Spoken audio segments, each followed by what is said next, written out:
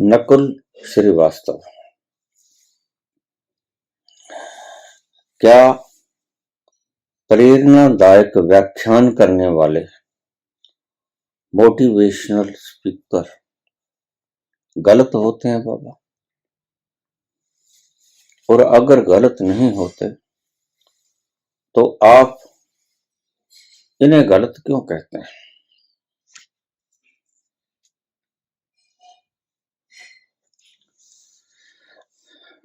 जैसे कोई मास्टर्स पढ़ाने वाले व्यक्ति को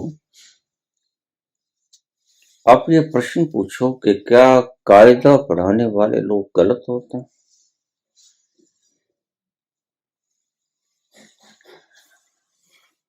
वह कहेगा नहीं, कायदा पढ़ाने वाले लोग ठीक होते हैं, क्योंकि अगर कायदा पढ़ाया ना होता तो ये आज जिन्हें मैं मास्टर्स पढ़ा रहा हूं इस योग्य न होता। कायदा बुनियाद है। मुश्किल तब पैदा होती है जब कायदा तुम्हारी छाती से चिपक जाता है। मरते हुए मरीज को लाइफ सपोर्टिंग सिस्टम पर रखना ठीक है, लेकिन हमेशा ही वो लाइफ सपोर्टिंग सिस्टम पर पड़ा रहे यह ठीक नहीं। लाइफ सपोर्टिंग सिस्टम सिर्फ आरजी है, कुछ वक्त के लिए। और जब व्यक्ति की खुद की प्रकृति काम करना शुरू कर देती है तो डॉक्टर लोग उस सिस्टम को हटा देते हैं। मोटिवेशनल स्पीकर बिल्कुल ठीक है। दो बातें समझ लेने जैसी। मोटिवेशन तो कृष्ण ने भी बहुत किया था अर्जुन को, लेकिन वो मोटिवेशन काम नहीं आया। प्राथमिक रूप से तो मोटिवेशन ही करना होता है, हौसला देना मोटिवेशन। लेकिन जब हौसला देना काम नहीं करता, सत्य को बोलना काम नहीं करता, तो फिर क्या काम करता है? सत्य का दर्शन काम करता है। कृष्ण ने बहुत कहा, हे अर्जुन, जिनके लिए तू शोक कर रहा है वो शोक करने योग्य हैं। कृष्ण कहते हैं इनके मरने का शोक कर रहा है और ये मरेंगे नहीं, और बड़ी दलीलें देते हैं। लेकिन अर्जुन नहीं समझता, अंधा व्यक्ति कभी नहीं समझा करता सूरज के बारे में। कितनी ही दलीलें दे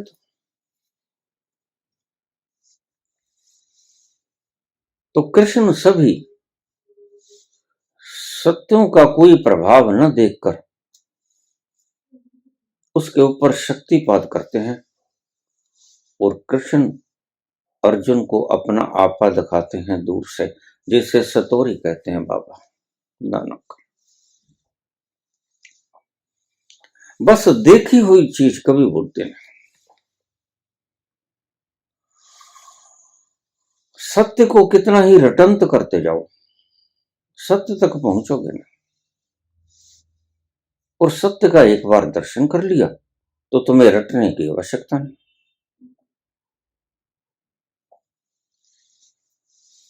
दर्शन करता है अर्जुन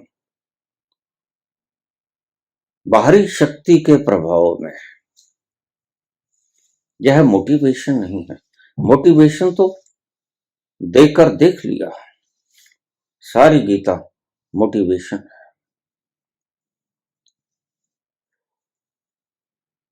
और जब मोटिवेशन काम नहीं आया तो कृष्ण के पास आखिरी हथियार हुआ करते हैं। कृष्ण ने शक्तिपात किया, दूर से उसका अपना आपा दिखा दिया कि ये देख विराट, और विराट को देखकर, सत्य को देखकर हजार शास्त्र पढ़ लो, लिपियां हैं, शब्द हैं। सूरज के बारे में हजार शास्त्र पढ़ो, ज्ञान इकट्ठा करो, बढ़िया से बढ़िया अध्यापक तुम्हें पढ़ाए, लेकिन अंधा व्यक्ति जान नहीं पाएगा कि सूरज का प्रकाश है कैसे। कितनी ही कोशिश कर लो, बस वैसी ही कोशिश तुम्हारे धर्मगुरु, तुम्हारे शास्त्रज्ञ और तुम्हारे शास्त्र आज कर रहे हैं, सदा से कर रहे हैं। व्यक्ति की सदा इच्छा रही है कि बिना मिटे मैं कैसे उस विराट के दर्शन करूं। बूंद सदा चाहती है कि मैं बूंद भी रहूं और समुद्र भी हो जाऊं, ये कभी होता नहीं। इच्छा सभी की यही होती है। बूंद तो समुद्र तम ही हो पाएगी जब वो अपना आपा मिटाएगी, तैयार होगी।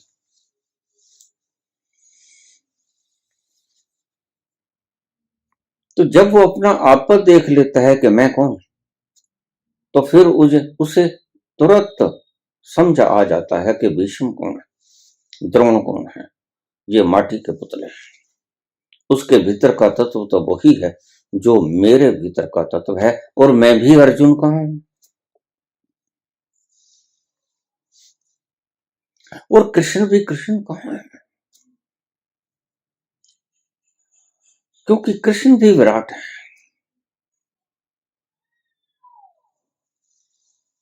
वहां समझ आ जाती है। देखने से जो समझ आती है,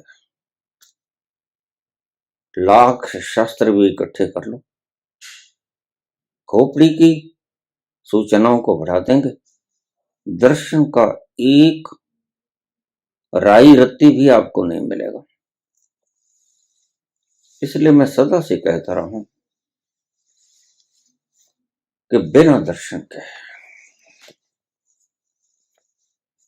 तुम्हारे सभी शास्त्र, तुम्हारे सभी शास्त्रज्ञ बेकार है। और दर्शन तुम्हें तुम्हारे भीतर से होगा। शास्त्र बाहर है, शास्त्रज्ञ बाहर है, गुरु बाहर है,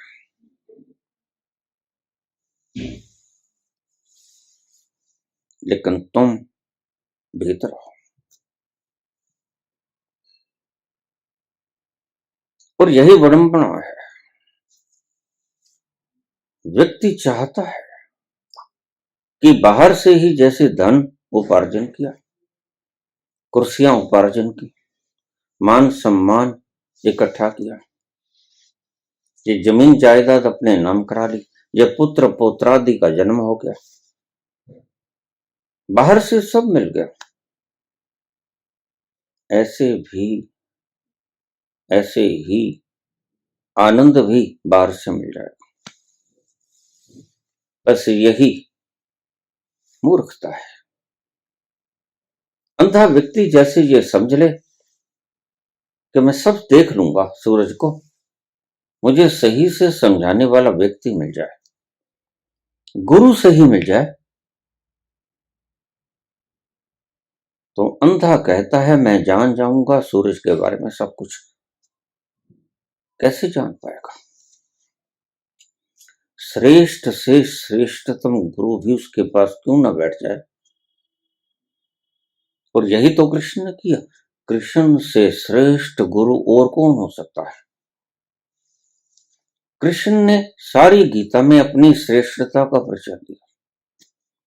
श्रेष्ठ से श्रेष्ठ वचन बोले, अर्जुन की खोपड़ी के नीचे नहीं उतरे।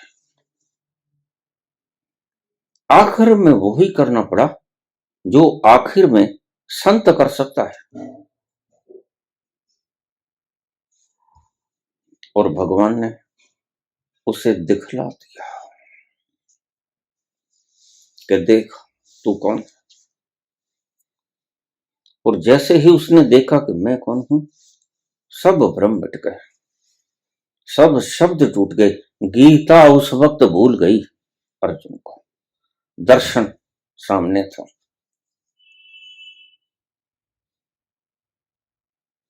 जो सहजता, जो ज्ञान की उपलब्धि सारी गीता को बोलकर नहीं हुई,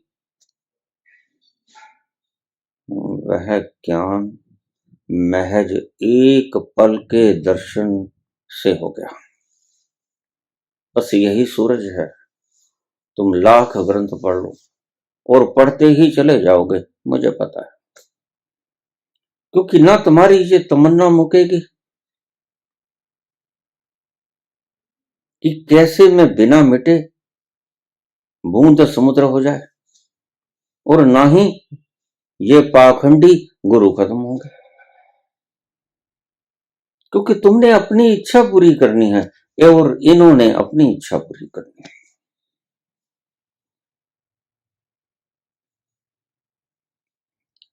करुणा के कारण ये कथा नहीं कहते, करुणा के कारण ये नृत्य नहीं करते,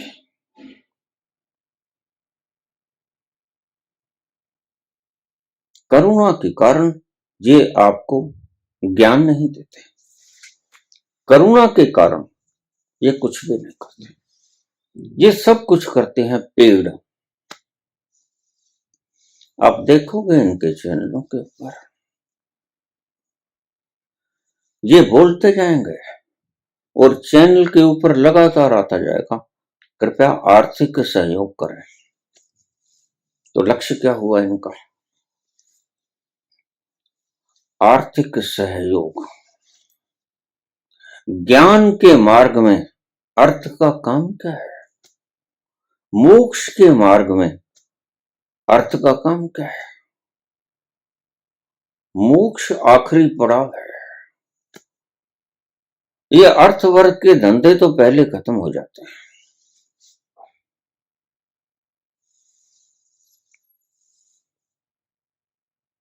तो मास्टर को पढ़ाने वाला व्यक्ति अगर उससे सवाल पूछोगे तो क्या ये कायदा पढ़ाने वाले पहली के टीचर गलत हैं? कहेगा नहीं। ना कायदा गलत है, ना अध्यापक गलत है, और ये जरूरी भी है। इन्होंने तुम्हें कायदा पढ़ाया तो आज तुम मास्टर पढ़ने के योग्य हो गए, और फिर तुम डॉक्टरेट भी कर सकोगे। लेकिन शुरुआत इस कायदे से हुई। मुश्किल तब होती है जब आप कायदे को पूर्ण ज्ञान समझकर अपनी छाती से चिपका लेते हैं। और आज ऐसे ही आधे अधूरे के ज्ञान लिए अंधे लोग तुम्हें सिखा रहे हैं परमात्मा के बारे में, सूरज के बारे में व्याख्यान कर रहे हैं। मोटिवेशन स्पीकर कायदे तक सीमित रह जाए अति शुभ है। अपनी औकात न भूले, बिल्कुल शुभ है। लेकिन अगर वो कहे कि मैं सूरज का दर्शन ही तुम्हें करवा देता हूं, यहां ये गलत हो गया, क्योंकि सूरज का दर्शन कराने की क्षमता कृष्ण जैसे लोगों में ही होती है। कृष्ण ही करवा सकते हैं सूरज का दर्शन। ज्ञान तो कोई भी दे देता है, वो शाब्दिक होता है। तो शब्दों के अर्थों से तुम वास्तविकता को जान नहीं पाओगे। इन शब्दों को आप अंडरलाइन कर लेना। शब्दों के अर्थों से आप सत्य की वास्तविकता को जान नहीं पाओगे, जैसे शास्त्रों को पढ़ने से या शास्त्रों को जो पढ़ाता है उनको सुनने से। तुम्हें पता चल जाए कि सूरज की रोशनाई कैसी होती है। सूरज की रोशनाई तो तुम्हें तभी पता चलेगी जब कोई तुम्हें पल भर के लिए, क्षण भर के लिए आंखें दे देगा। अगर कोई आंखें दे देगा तो वह सही गुरु है। और अगर तुम्हें कोई शास्त्रों से शब्द देकर समझाने की चेष्टा करेगा, वह गुरु ही नहीं है। क्या आपको पता है कि अंधे के पास भी वो ही इंफॉर्मेशन होती हैं जो आपके पास है, क्योंकि वो सुन तो सकता है। अंधा छू तो सकता है। अंधों की लिपियां होती हैं कागजों के ऊपर छूकर, बिल्कुल आपकी ही तरह भाषा का ज्ञान वो रखते हैं।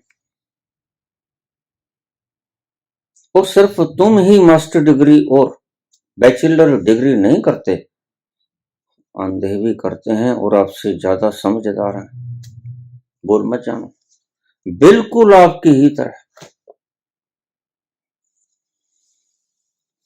लेकिन आपके पास ईश्वर प्रदत्त एक नियामत है, वह अंधे के पास। अंधा आपसे ज्यादा गुणी ज्ञानी हो सकता है, आपसे ज्यादा शब्दों का माहिर हो सकता है, निष्णात हो सकता है बोलने में, सोचने में, समझने में। लेकिन जहां आप उससे पूछोगे कि सूरज का दर्शन किया है, सूरज कैसा होता है, ज्ञान कितना ही बघार ले, अंधा, उसने सूरज देखा नहीं होता। जो जन्म से अंधा है, जन्मांतर है, वह सूरज के प्रकाश की कल्पना कर सकता है, शास्त्रों में लिखे शब्द दोहरा सकता है, गुरुओं से सुने शब्द दोहरा सकता है। लेकिन जरा मुझे उत्तर दीजिएगा कि क्या अंधा वास्तव में सूरज को देखे है? आपसे ज्यादा वोकैबुलरी हो सकती है, आपसे ज्यादा सूचनाएं हो सकती हैं, बिल्कुल हो सकती हैं, क्योंकि आंखें हमारी जीवन ऊर्जा का 50% से ज्यादा खर्च कर देती हैं।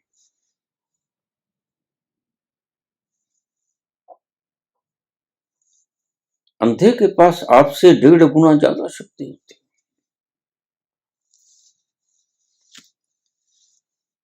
इसलिए अंधा जिस दक्षता के साथ तर्क कर सकता है, आप उस दक्षता के साथ तर्क नहीं कर सकते, क्योंकि अंधे के पास गंवाने के लिए एक सबसे बड़ा साधन नहीं है। आपकी 50% से ज्यादा की ऊर्जा आंखों के द्वारा प्रवाहित होती है बाहर, और आपको पता भी नहीं चलता।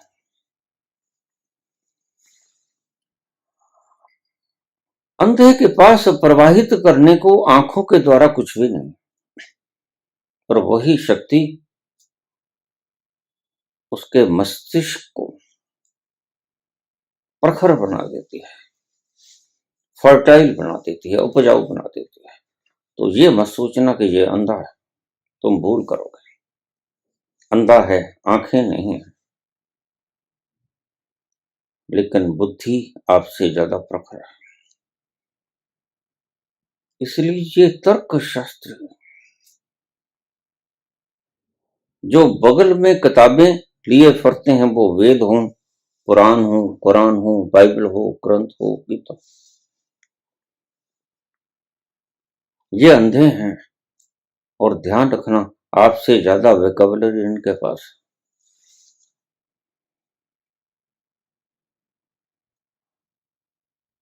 अंधे आपसे ज्यादा बुद्धिमान है, अंधे आपसे ज्यादा सूचनाओं को संग्रहित किए हैं, तुम इनसे परास्त हो जाओगे। इसलिए आपने देखा कि तुम अक्सर शास्त्र शास्त्र अर्थ में हार जाते हो। कारण कारण अंधों के पास खोने के लिए शक्ति नहीं होती। आपके पास खोने को शक्ति है। आप आंखों के द्वारा अपनी आधी ऊर्जा को समाप्त कर देते हैं, लेकिन अंधे नहीं समाप्त करते। तो अंधों से कभी तर्क मत करना। अभी कल ही मेरे एक शिष्य का फोन आया, मैसेज आया, वो किसी मूर्ख व्यक्ति से शास्त्रार्थ कर रही थी, बहस। तो मैंने उससे कहा, देखिए, बहस करने वाले को पांव छू लो। मैं सदा यही करता रहा हूं, जीवन में मैंने यही किया है। जिसने कहा आओ शास्त्र करें, मैंने उसके चरण स्पर्श कर दिया। क्या आप जीत गए? मैं हार गया, हारा ही हुआ। जो समझना चाहता है उसको समझाएं,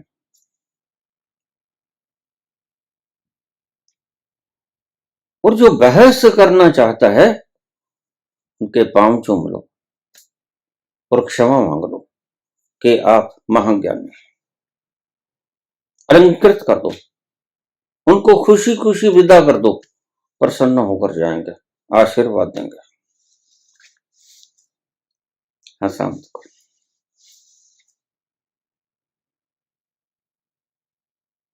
आशीर्वाद मुफ्त में मिल जाएगा, उनके अहम की संतुष्टि हो जाएगी, और तुम्हें जो शीतलता का आभास होगा उसे तुम बयान नहीं कर पाओगे। इसलिए बहस तो करना ही मत। कृष्ण जैसे लोग बहस नहीं करते।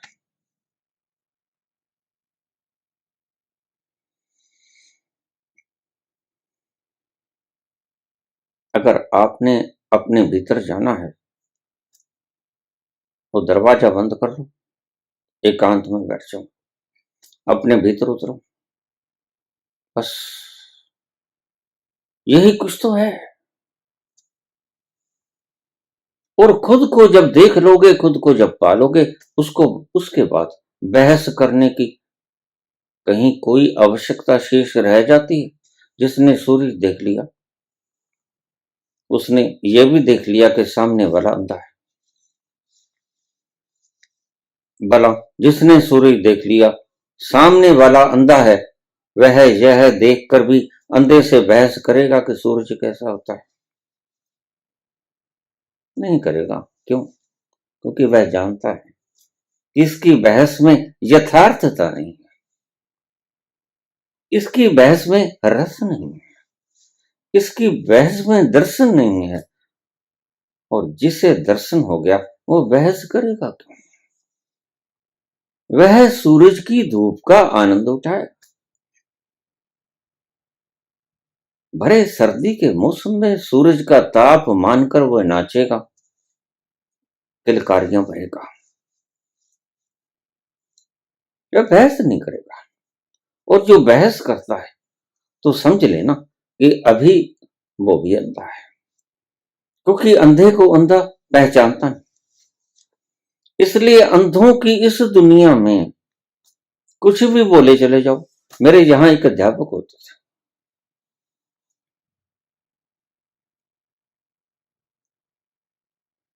वह सिखाया करते थे मंच पर आकर। मैं बच्चा हुआ करता था, यही 12-13 साल का। तो वह सिखाया करता था, बच्चों तुम्हें बोलना सिखाऊं, भाषण करना सिखाऊं।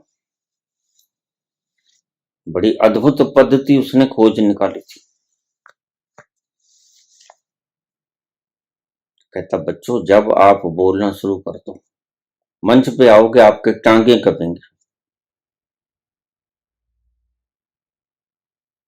लेकिन अगर मेरी इस बात को हृदय में गहरे बसा लिया तो आपकी टांगे नहीं कपेंगी और बोलते वक्त आप निष्णात भाषण कर पाओगे, आपकी जुबान थरथराएगी नहीं।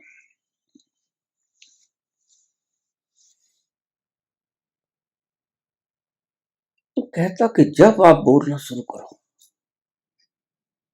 तब आप ये समझ लो कि जो सामने बैठे हैं वो सब पागल हैं, विक्षिप्त हैं, मूर्ख हैं। तो फिर जो भी चाहे बोलते जाओ, सब चलेगा। भला इस संसार का थाह कौन ले सका है? इसलिए जो नहीं समझाएगा वो सुनने वाला अपने आप को दोषी समझ लेगा कि ज्यादा गहरी बात हो गई, शायद मैं ही नहीं समझ सका, इसने तो बड़े ज्ञान की बात की थी।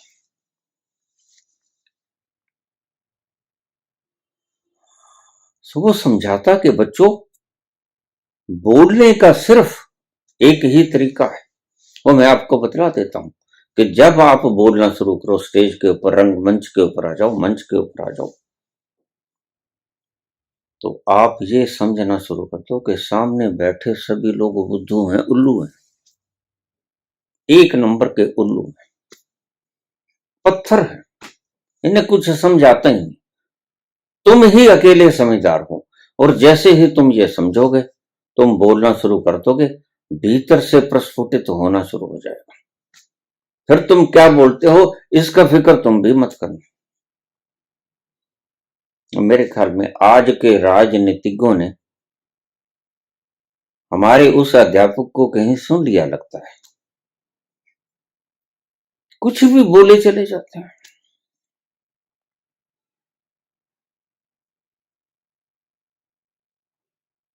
जो नहीं किया वो कहते हैं देखो हमने कर दिया।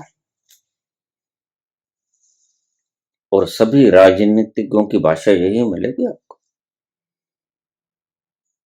जो राजनीतिज्ञ ही हो गया, राजनीतिज्ञ अपने आप में एक गाली है, तुम्हें पता नहीं, कोई वक्त आएगा। जैसे किसी वक्त प्रधान शब्द सूचक होता था आदर का, लेकिन आज प्रधान शब्द गाली का सूचक हो गया। हमारे तो यहां का किसी को कोई प्रधान कह दे और लठ उठा लेता है, तेरी हिम्मत कैसे हुई? हाँ? तेरी हिम्मत कैसे हुई? तूने मुझे प्रधान क्यों कह दिया? और प्रधान किसी वक्त शब्द आदर के लिए प्रयोग किया जाता था। आज किसी को प्रधान कह दो, मैं लठ उठा लेगा। ऐसे ही कोई वक्त आएगा, किसी को गाली निकालनी हो तो उसे राजनीतिज्ञ कह दो, बस गाली निकल गई, अन्य अन्य बुरी गाली निकालने की जरूरत ही नहीं। क्यों अपनी जुबान गंदी करते हैं? तो सभी राजनीतिक कहेंगे कि देखो ये मैंने एम्स बना दिया, और वहां कुछ नहीं होता, वहां स्पाट मैदान होता है, घास भी नहीं होती, कोई क्या करेगा?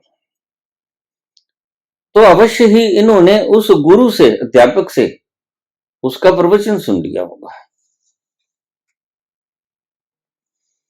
तो ठीक कहता था वो, अगर तुम बोलने की दक्षता प्राप्त करना चाहते हो तो सामने बैठे लोगों को मूर्ख समझना शुरू कर दो कि सभी मूर्ख हैं।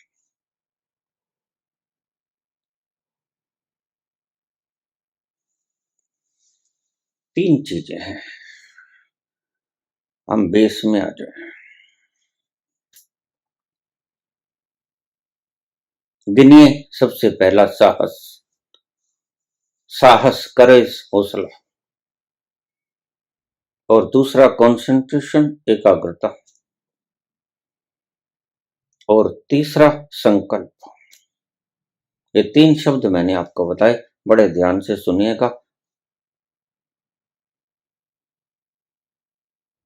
आध्यात्म का सारा रस, अध्यात्म का सारा सार इन 3 शब्दों में छुपा पड़ा है। संसार से ईश्वर तक की यात्रा इन 3 शब्दों में छुपी पड़ी है। मैं एक मोटिवेशनल स्पीकर को सुन रहा था, कई साल पहले की बात है, और ऐसे मोटिवेशनल स्पीकर को सुनने के लिए बहुत से बुद्धू जाते हैं, जिनमें खुद को उत्साहित करने का बल नहीं होता, वो इनको सुनते हैं। लेकिन ये काम क्या है? मैंने कहा मोटिवेशन स्पीकर एक कायदे के समान है। बस तुम्हारी भूल कहां होती है? तुम्हारी भूल होती है जब तुम मोटिवेशन स्पीकर्स को कृष्ण समझ लेते हो। तो ये भी खुद को कृष्ण समझ लेते हैं वक्त आने पर। जैसे अंधा लोगों को समझाते समझाते समझाते समझाते उसके भीतर भ्रम पैदा हो जाता है कि मेरे पास तो आंखें हैं। ऐसे ही इन प्रेरणादायक व्याख्यानों को कहने वाले लोगों के भीतर कहीं ना कहीं ये संस्कार जम जाता है कि हम तो जानते हैं, हमारे पास तो आंखें हैं। फिर वहां होते हैं आकर जहां कोई गुरु घंटार मिल जाता है, सच में आंखों वाला मिला और ये बेटे सच्चे कृष्ण के आगे कैसे ठहर पाएंगे? कोई रास्ता नहीं, वहां शर्मशार होना ही पड़ेगा। तो मैंने शुरुआत की साहस, करेज। तो वह मोटिवेशन स्पीकर समझा रहा था कि कोई एक छोटा बच्चा था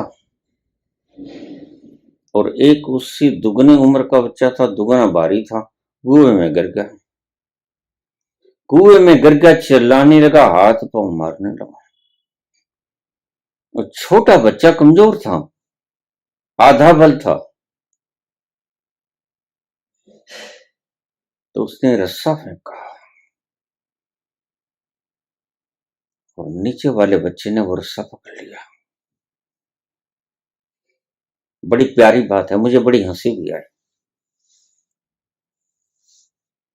मैंने सिर्फ उस प्रेरणादायक व्याख्यान कहने वाले का एक ही प्रवचन सुना था और उसके बाद मैंने उसे छोड़ दिया। मूर्ख है, मूर्खों को क्या सुने। मूर्खों का एक वक्तव्य बता देता है कि यह सुनने योग्य है, नहीं है। तो उसने रस्सा गिरा दिया। नीचे वाले बच्चे ने जो कुएं के भीतर पड़ा था रस्सा पकड़ लिया। वह छोटा बच्चा कमजोर, आधी शक्ति का मालिक,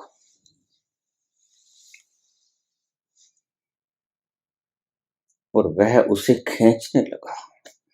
जीवन को बचाने की परम आकांक्षा, उत्कंठा, मर जाएगा अगर मैं ना खींचूंगा तो, इतना ज्ञान था उसे।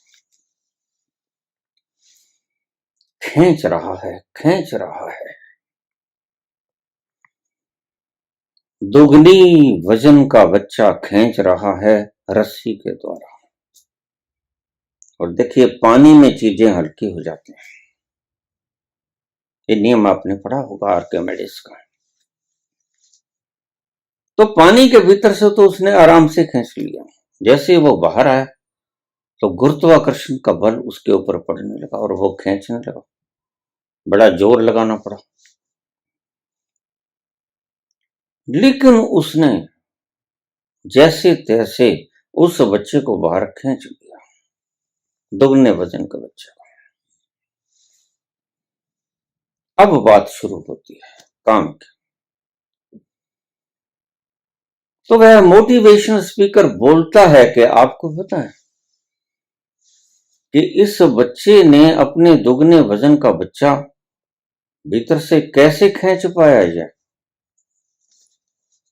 क्योंकि इसके आसपास कोई ऐसा व्यक्ति नहीं था, बच्चा नहीं था जो उसे कहता अरे तुम कैसे खींच पाओगे, जो उसे डिस्करेज कर देता,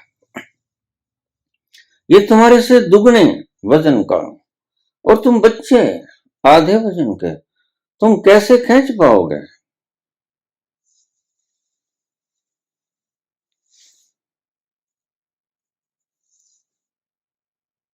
इसलिए खींच पाया कि उसके आसपास कोई डिस्करेज करने वाला कोई व्यक्ति नहीं था, अकेला था। अगर साथ में कोई व्यक्ति होता तो वो कहता तू साथ लग, हम दोनों खींचते हैं, कोई था नहीं, अकेला था। और वह बच्चा बाहर निकल आया, और इसलिए निकल आया कि कोई डिस्करेज करने वाला व्यक्ति उसके पास नहीं था, बच्चा उसके पास नहीं।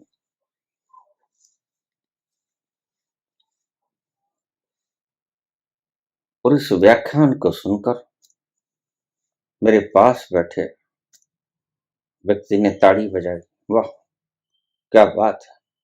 मैंने कहा क्या बात है, उल्लू नहीं, उल्लू का पट्ठा है, इसे ज्ञान ही नहीं।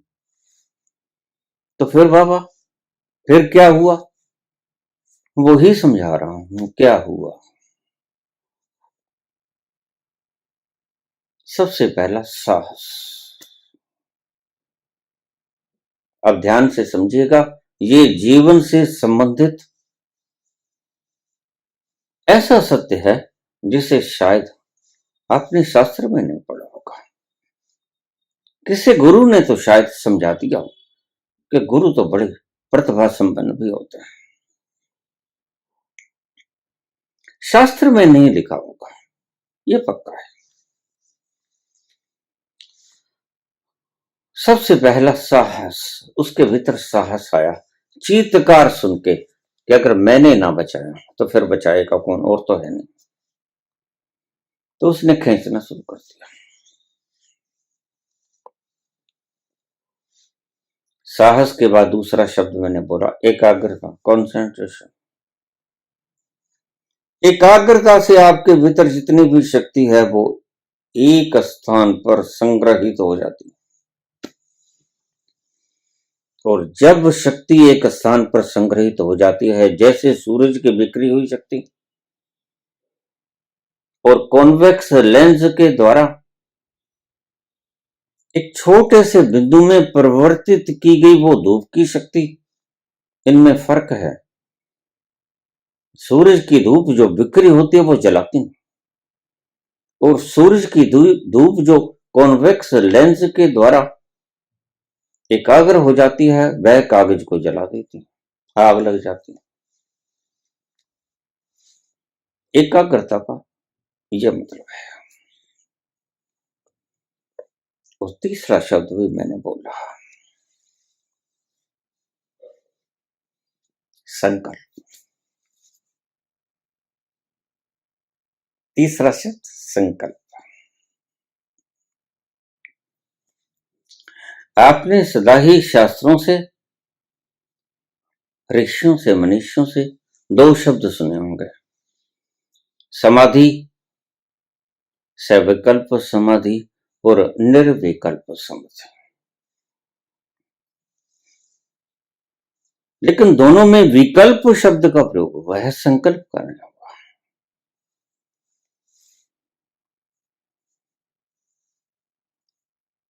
सविकल्प समाधि जहां विकल्प आते हैं, और निर्विकल्प समाधि जहां कोई विकल्प नहीं आते। लेकिन कभी समाधि के साथ संकल्प शब्द लगा है?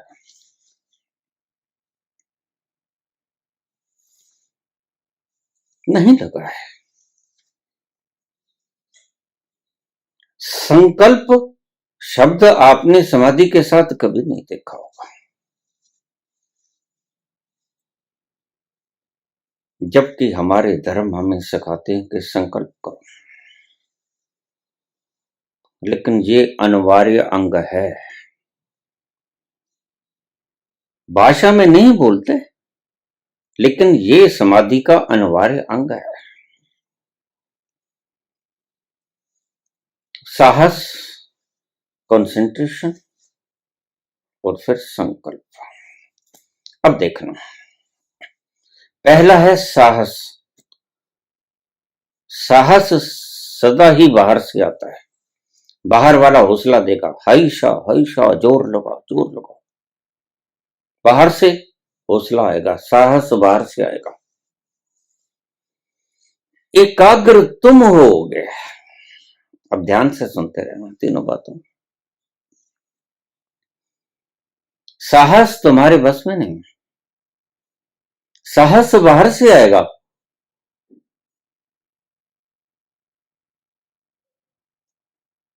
और एकाग्र तुम होगे।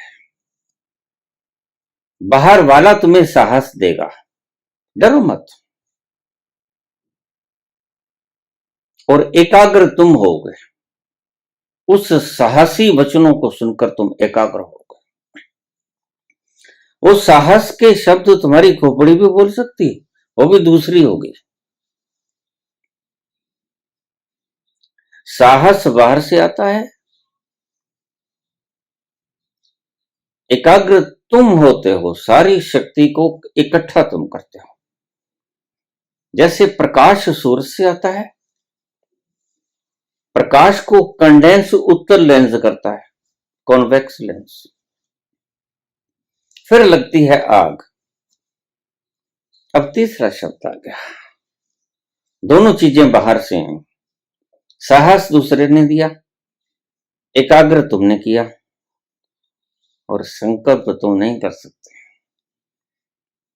संकल्प तुम कर ही नहीं सकते।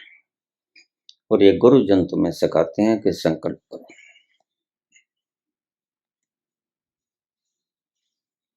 यही सारी गड़बड़ हो जाती है विद्या की। संकल्प तुम कर ही नहीं सकते, तुम्हारे वश की ये बात नहीं। संकल्प सिर्फ ईश्वर कर सकता है। बुद्धि संकल्प नहीं कर सकती, बुद्धि एकाग्रता साध सकती है। तुम एकाग्र हो सकते हो बुद्धि की शक्ति को लेकर। अपनी सारी शक्तियों को समेट कर तुम एकाग्र हो सकते हो।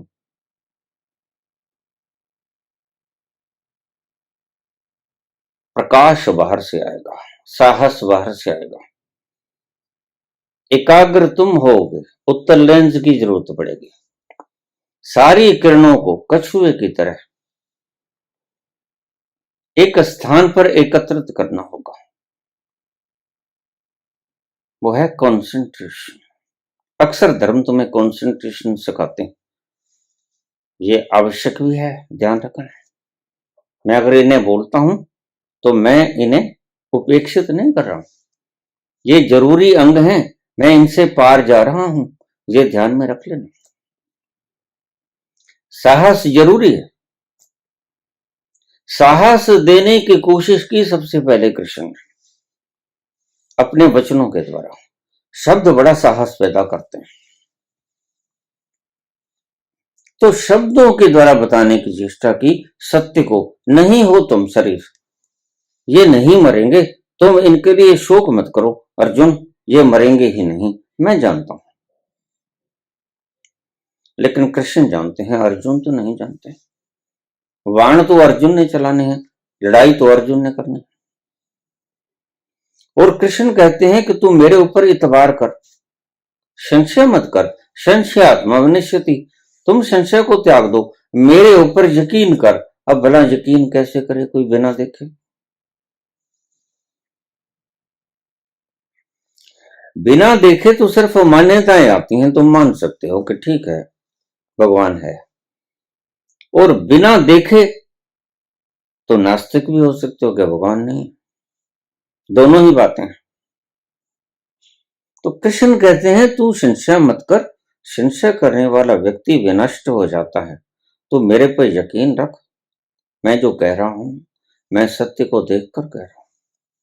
लेकिन कहां अर्जुन मानने वाला था? इतना भीषण युद्ध, 18 अक्षौहिणी सेना और बंधु बांधव। अब तो अपने लगने लगे, अब तो ताया जी के बेटे हैं, अब दुश्मन नहीं है। दुश्मन पक्ष में खड़े हैं भीष्म पितामह, लेकिन पितामह है। दुश्मन पक्ष में खड़े हैं गुरु द्रोण, लेकिन गुरु है। कायरता वो सब कुछ दिखला देती है, जो नहीं होता वो भी दिखला देती है। मृत्यु नहीं होती तो कांपने लग जाते हैं। कहां होती है मृत्यु? कोई कह दे भूत तो तुम डरोगे। अंधेरा हो, किसी गली में से जाते हो और कोई तुम्हें डरा दे, भूत, होता तो है नहीं भूत, लेकिन तुम्हारे प्राण निकलने को हो जाते हैं। भूत नहीं होता, डर से। तो डर रहा है अर्जुन, और कृष्ण कहता है तू डर मत। ये डरना तेरा तुझे संशय में डाल देगा। तू तो निडर है, तू तो वो तत्व है जिसके पास डर फड़क भी नहीं सकता, जिसको मृत्यु मार नहीं सकती। लेकिन सब चिकने घड़े के ऊपर जैसे पानी बह जाता है, ऐसे अर्जुन की बुद्धि से सब बह जाता है। दर्शन के बिना ऐसा ही होता है।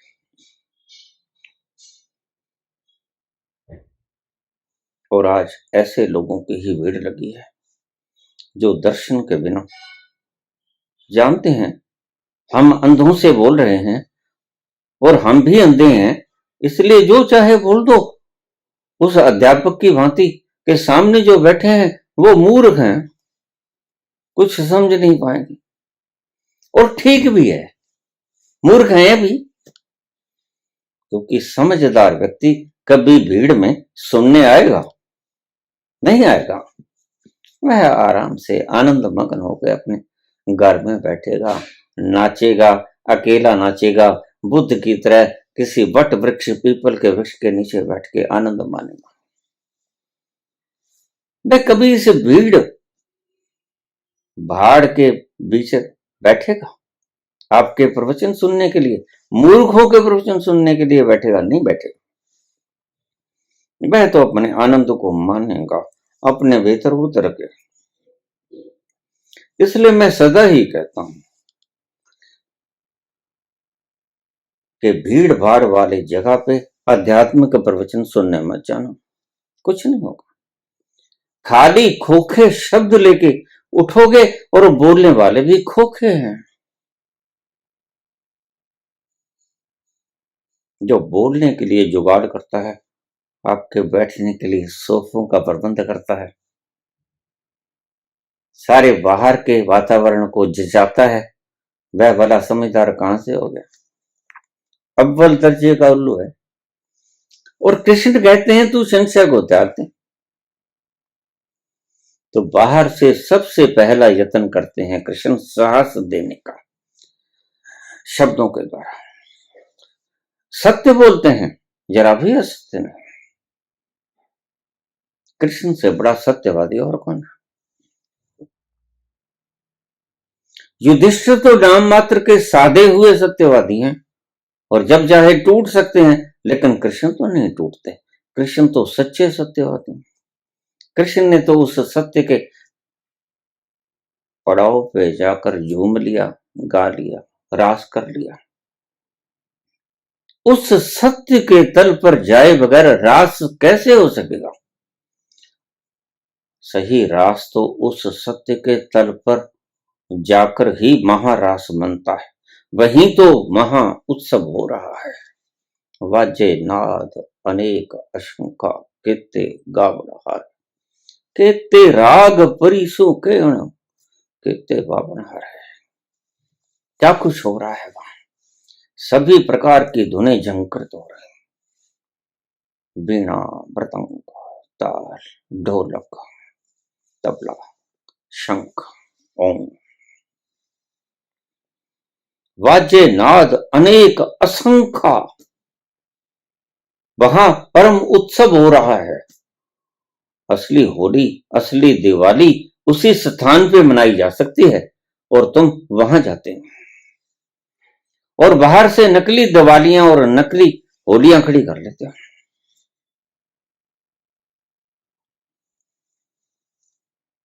आज मनुष्य जितना पागल हो गया है उतना सदा से रहा है। ये मत सोचना कि आज ज्यादा पागल हो गया है, सदा से इतना ही पागल रहा है। मनुष्य की वृत्ति कभी बदलती नहीं, बस थोड़ी बहुत बदलती है, उतने ही मूड भीतर से आ जाते हैं पीछे से। तो कृष्ण कहते हैं तू संशय मत कर, तू डर मत, तू कायरता की बातें क्यों करने लगा, तू क्षत्रिय है। ऐसी कायरता की बातें तेरे मुख से शोभा नहीं देती, लेकिन कायरता की बातें आएंगी ही। जिसने उस बहादुरी के तल को छुआ नहीं उसको लाख आप वीर के नाम से सुशोभित कर दो, लेकिन वो आपके दिया हुआ नाम होगा, वह सत्य में वीर नहीं होगा।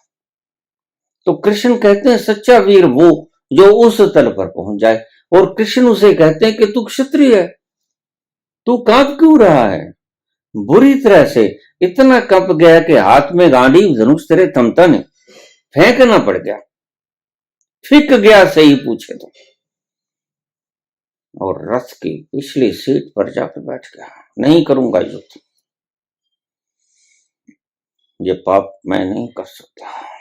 असल में ये कायरता की बातें थी, कृष्ण की दृष्टि में ये कायरता की बातें थी। और कृष्ण कहता है कि तू कायरता की बातें कर रहा है अर्जुन, ऐसा ही था तो फिर जंग ऐलान क्यों किया, मत करता, मुझे मत भेजता, मैं ऐलान ही जंग करके आता ही नहीं। और अब तो अगर जंग नहीं करेगा तो क्या होगा, जंग तो तुझे करना ही पड़ेगा। तो हाथ जोड़कर अर्जुन कहता है कि मैं कायर हूं, मानता है, तुम तो मानते नहीं, तुम तो कायरता के सभी सबूत सामने होते हैं, फिर भी तुम्हें उपाधि दे दी जाती है वीरता की। यही विडंबना है संसार की। यहां पागलों को पूजा जाता है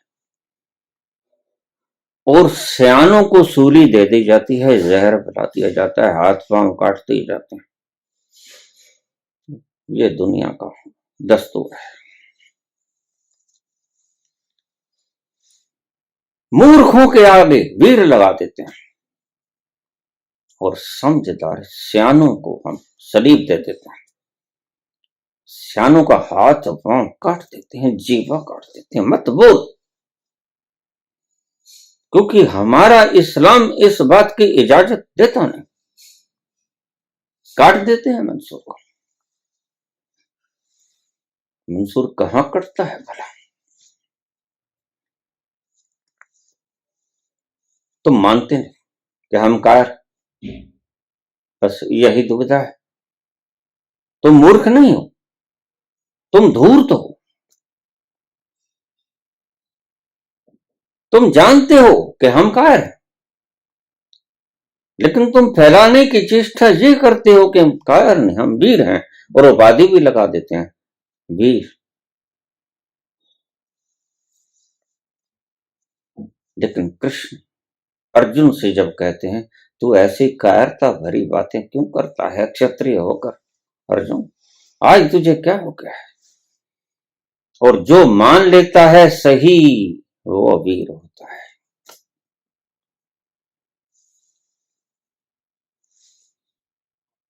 कल ही मुझे कोई व्यक्ति कहने लगा गांधी ऐसा, गांधी ऐसा, गांधी ऐसा। मैंने कहा सत्य के प्रयोग में उसने अपने सारे गुनाह बता दिए, और तुम सत्यों को सदा छिपाने की चेष्टा में संलग्न रहते हो। बताओ वीर कौन,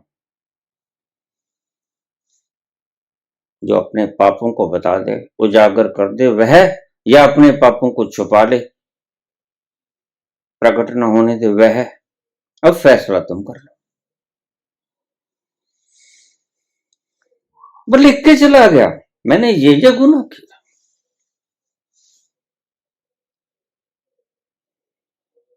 और तुम छुपाने की चेष्टा करते हो। वह उघाड़ के चला गया तो वीर कौन,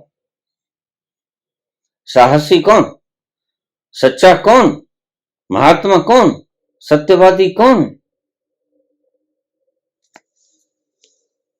फैसला तुम कर रहे हो। तो कृष्ण कहते हैं अर्जुन से, तू कायरता की बातें मत कर, तू क्षत्रिय है। लेकिन अर्जुन है कि समझ नहीं आता, समझ में आता भी नहीं। बुद्धि सदा डरपोक है, बुद्धि के ऊपर बैठा हुआ व्यक्ति सदा डरपोक है।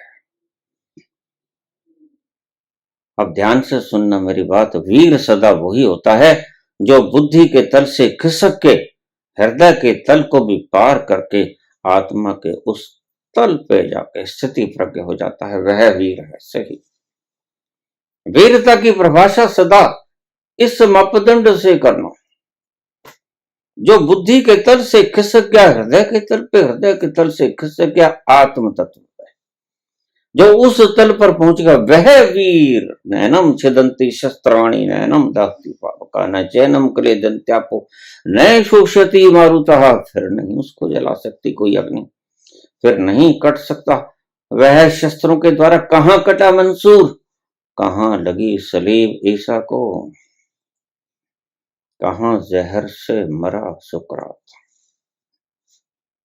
कहां जहर से मरी मीरा। वो सच्चे वीर है, और सच्चे वीरों को तो आप छुपा लेते हो, और नकली वीरों को आप उपाधियों से युक्त कर देते हो। यही विडंबना है इस मूर्ख समाज के नेताओं की।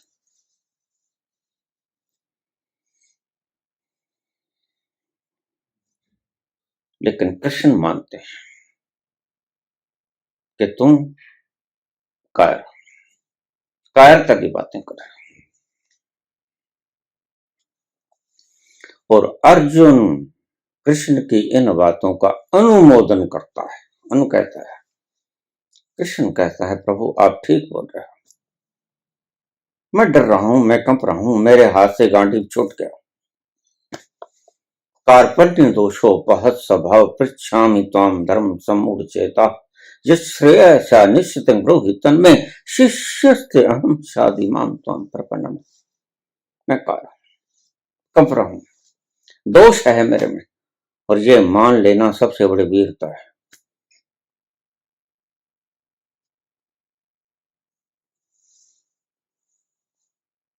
वीर वह होता है जो अपनी कमियों को मान ले। और अर्जुन जट से तैयार हो जाता है, बिल्कुल भगवान मैं कायर हूं, निश्चित ही अब मुझे रास्ता दिखाओ। ये शंखनाद तो हो चुका, अब इधर से शंख पांचजन्य तुम बजाओ, और उससे पहले मेरी कायरता का उपाय करो। कार्पण्य दोषोपहत स्वभाव, ये मेरा स्वभाव है, मैं क्या करूं। मैं जिस तल पर बैठा हूं वहां कट सकता हूं, मर सकता हूं, जल सकता हूं, गल सकता हूं, सूख सकता हूं, लेकिन जिस तल की तुम बात करते हो मुझे ज्ञान नहीं है उस बात का, तुम कृपा करो मुझे। और कृष्ण कृपा कर देते हैं। कृष्ण अर्जुन को उस तल पर ले जाते हैं। ये देख, अब देख तू कौन। तुरंत अर्जुन का भय समाप्त हो जाता है, हाथ जोड़कर खड़े हो जाते हैं। समृत लब्ध हो, नष्ट हो मोह, मेरा मोह नष्ट हुआ प्रभु, मुझे याद आया मैं कौन। तो फिर याद आया तो फिर उठा धनुष और काट दे इन सबको, चीर दे इनको। और कृष्ण ने धनुष, अर्जुन ने धनुष उठा लिया। साहस आएगा बाहर से, और साहस तुम्हारे ज्यादा अंतरन तलों तक नहीं पहुंचेगा। साहस बाहर बाहर रह जाएगा, बस उस बच्चे की रस्सी खींचने तक साहस बाहर वाला दे सकेगा। कॉन्सेंट्रेट तुम होगे। और तीसरी चीज संकल्प। अब संकल्प के ऊपर हम आ गए, तो कृष्ण ने दिया संकल्प। संकल्प आता है दर्शन से। नहीं समझे अर्जुन, अर्जुन सच्चे थे। अर्जुन ने कोई फॉर्मेलिटी ना की। अर्जुन कहते प्रभु बिल्कुल ठीक हो, मैं कायर हूं, अब मुझे इस कायरता से निकालो भी। और कृष्ण उस कायरता से निकाल देते हैं शब्दों के द्वारा, तो वो निकला ही नहीं। शब्द तो बहुत आजमा लिए, प्रत्येक तरह से जो कृष्ण ने उपाय किए, किसी और गुरु ने कहां किया है। कृष्ण की गीता में सभी मार्ग मिल जाएंगे आपको, भक्ति मिल जाएगी, वीरता की बातें मिल जाएगी, संन्यास्त की बात मिल जाएगी, कर्म की बात मिल जाएगी, ज्ञान की बात मिल जाएगी, सभी प्रकार की बात मिल जाएगी, हठ योग की बात मिल जाएगी। सभी प्रकार से कृष्ण कोशिश करते हैं कि अर्जुन किसी न किसी तरह उस तल को छू ले, लेकिन अर्जुन उस तल तक नहीं पहुंच पाता। फिर से दोहरा लें, साहस बाहर से आएगा। सबसे पहले कृष्ण यही उपाय करते हैं, तुम नहीं हो शरीर, तुम नहीं मरोगे, मिट्टी के ढेले हैं, समझ जा, मैं जानता हूं, लेकिन नहीं विश्वास करता। अर्जुन कहता है प्रभु ये तो बात ठीक, लेकिन इन मान्यताओं के बल के ऊपर मैं वीर कैसे हो पाऊंगा। वीरता तो भीतर से आती है,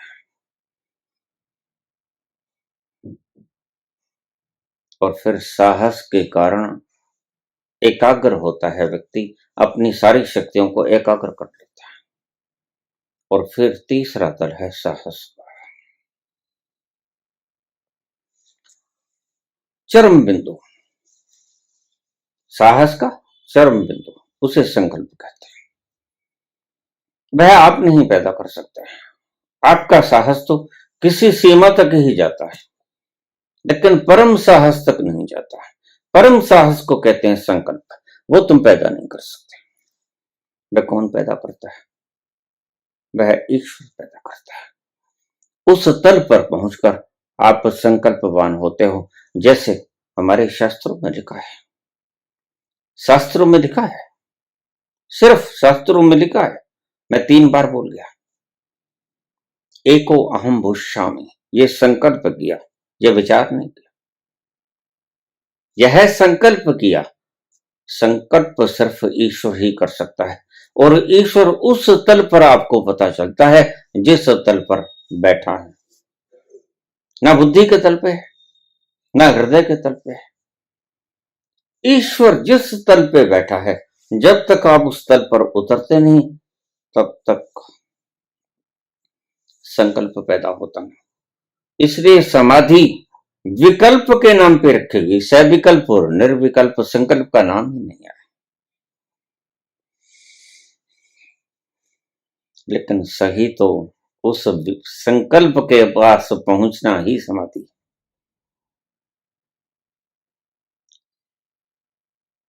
थोड़ा संकल्प रहेगा तो समाधि थोड़ी कम, और संकल्प बिल्कुल टूट गया, विकल्प, निर्विकल्प, विकल्प ना रहा, थोड़ा विकल्प रहा, सविकल्प, और पूर्ण विकल्प रहित हो गया, निर्विकल्प। इन दोनों से पार जब आप संकल्प में अधिष्ठित हो जाते हो, तो समाधिस्थ हो जाते हो। पहुंचना है संकल्प के पास, करना नहीं है संकल्प। बस इस बात को आप ध्यान से रखना, और अपनी कोठड़ी के विशेष स्थान में इसे जगह दे देना। संकल्प करना नहीं, करोगे तो तुम साहस, करोगे तो तुम एकाग्रता, ये तुम्हारे करने जैसी चीजें हैं। साहस करोगे, एकाग्र, एकाग्रता करोगे। संकल्प वश में ही नहीं है तुम्हारे करना, संकल्प तुम कर ही नहीं सकते। संकल्प एक ही तत्व करता है, कर सकता है, वह है तुम्हारा आंतरिक तत्व, तुम खुद या परमात्मा कह लो। और अगर संकल्प पैदा करना है, तो उस आंतरिक तल पर जाना होगा, जहां संकल्प का ओशन बैठा है, जहां संकल्प का समुद्र है, जिसने संकल्प किया था, एको अहम बहुश्याम, इस्लाम कहता है कि परमात्मा ने कहा हो जा और सृष्टि हो गई, यह संकल्प था। और परमात्मा ही कर सकता है, संकल्प परमात्मा ही कर सकता है। यह उसके बलबूते की बात है, आप नहीं कर सकते। इसलिए जो धर्म आपको संकल्प करना सिखाते हैं वो जानते हैं बुद्धू है, मूर्ख है।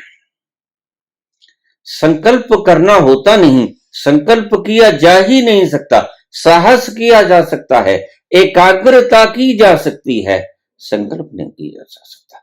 संकल्प तो पैदा होता है, संकल्प के लिए तो कुछ पड़ाव लांघने पड़ते हैं, कुछ सीढ़ियां चढ़नी पड़ती हैं, तो संकल्प के कगार पे जाके बैठ जाना होता है। वहां संकल्प का समुद्र है, बस उसमें छलांग ले लो, आप संकल्पवान हो गए। इस प्रवचन को बड़े ध्यान से सुनना, गहरे से गहरा, भ्रांतियों को नष्ट करने वाला, यथार्थ को प्रकट करने वाला यह प्रवचन। जो धर्म तुम्हें संकल्प करना सिखाते हैं शुरू से, उन्हें पता नहीं कि संकल्प तुम कर ही नहीं सकते। तुम जो कर सकते हो मैंने पहले बता दिया, तुम साहस कर सकते हो, तुम एकाग्रता कर सकते हो, तुम सारी शक्तियों को समेट सकते हो कछुए की तरह, तुम शब्दों से प्रेरणा ले सकते हो, तुम शब्दों से साहस बटोर सकते हो। ये दो काम तुम्हारे बस में, तीसरा काम तुम्हारे बस में नहीं। संकल्प तो भीतर से पैदा होता है, और उस बच्चे ने जो उस भारी बच्चे को निकाल लिया तो साहस बाहर से आया, उसके भीतर से ही आया, और एकाग्रता उसके भीतर से ही आई, लेकिन संकल्प उसके भीतर से परमात्मा ने दिया। You can do. यह संकल्प परमात्मा की उत्पत्ति थी, यह संकल्प परमात्मा की दात थी, जिसे बाबा नानक कहते हैं गुरु प्रताप, गुरु प्रसाद। गुरु प्रताप से आता है, गुरु प्रसाद से मिलता है। तो वह भीतर का गुरु आपको संकल्प देता है, तैयार आपको होना है, साहस आपको जुटाना है, एकाग्र आपको होना है। लेकिन तीसरी चीज की तुम कामना मत करना। कर्मण्येवाधिकारस्ते, दो तरह के कर्म करना, साहस करना, एकाग्र होना। तीसरा काम परमात्मा करेगा। मां फलेषु कदाचन, फल परमात्मा देगा। यह संकल्प रूपी फल परमात्मा की दात है, इसे तुम मत कर बैठना। परमात्मा का काम अपने हाथों में मत ले बैठना, औंधे मुंह करो। जो भी धर्म, जो भी संप्रदाय संकल्प करना सिखाते हैं, एक दिन औंधे मुंह गिरते हैं। तुम देख लेना, इन कमीनों में से एक भी व्यक्ति प्रबुद्ध होकर नहीं निकलेगा। जिन्होंने संकल्प करना सिखाया वो एकाग्रता करना सिखा देंगे, वो तुम्हारे बलबूते में है, साहस दे देंगे, मुरली सुना देंगे। वो साहस है, मुरली के शब्द आपके भीतर साहस का संचार करते हैं। बिल्कुल ठीक है। कंसंट्रेशन आपके भीतर सारी शक्तियों को इकट्ठी करके एक स्थान के ऊपर एकाग्र कर देगी, ये बिल्कुल ठीक है। ये दो चीजें आपके हाथ में हैं, लेकिन जो तीसरी चीज को सिखाना शुरू कर देते हैं, ये अपनी औकात से बाहर हो जाते हैं। इनके औकात संकल्प पैदा करने की है। संकल्प पैदा करने की औकात उस एक और एक तत्व में ही है, और वो आपके भीतर तब आ पाएगी जब आप सभी सीढ़ियों को क्रॉस करके वहां जाके एस्टेब्लिश हो जाओगे। तो संकल्प वहां से पैदा होगा, संकल्प वहां से होगा। अमृत कुंड के पास जाकर ही तो अमृत का स्वाद चखोगे। दूर बैठे बैठे भला अमृत का स्वाद कैसे चखोगे?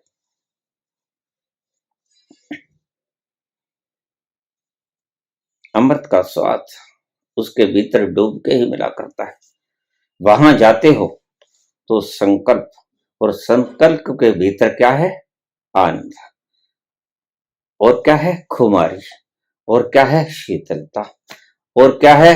सभी व्याधियों, आधियों, रोगों, कष्टों, तनावों का अंत। वो होता है, आपको नहीं करना पड़ता। ये तो सिखाते हैं कि ऐसी ऐसी सिचुएशन बदल लो तो आपका ऐसे ऐसे कल्याण हो जाएगा। हो जाएगा साइकोलॉजिकल इफेक्ट। सिर्फ मानसिक प्रक्षेपण के द्वारा आपका इलाज हो जाएगा, परमानेंट नहीं होगा। परमानेंट इलाज करना है तो उस संकल्प के स्रोत पर पहुंचना होगा, जो आप खुद हो, या ये कह लो जो आपके भीतर स्थित है। उसे ही स्थिति प्रज्ञ कहते हैं कृष्ण भगवान। 3 चीजें मैंने बताई, साहस, और दूसरी बताई एकाग्रता, और तीसरी बताई संकल्प। संकल्प पे पहुंचना है, साहस से शुरू करना है। साहस आपको मिलेगा शास्त्रों से, एकाग्रता आप शास्त्रों के मनन मंथन से करोगे, और संकल्प आप यात्रा करके पहुंचोगे उस समुद्र के पार। तीर्थनामा जे तिस पावे। उस तीर्थ में तुम स्नान कर लेते हो, गोता लगा लेते हो। साहस से शुरू करो, कंसंट्रेट हो जाओ, सारी इंद्रियों की शक्ति को एक जगह पे एकत्रित कर लो, कहीं भी इकट्ठी करो, और फिर छलांग ले लो उस समुद्र के भीतर जहां रस भरा पड़ा है, जहां खुमारी के जाम छलक रहे हैं। 2 कुट पिला दे साकिया, 2 कुट पिला दे साकिया, बाकी मेरे ते रोड़ दे। 2 कुट पिला दे साकिया, बाकी मेरे ते रोड़ दे। 2 कुट पिला दे साकिया। तो 2 घूंट नहीं, वहां अमृत का कुंड भरा पड़ा है। धन्यवाद।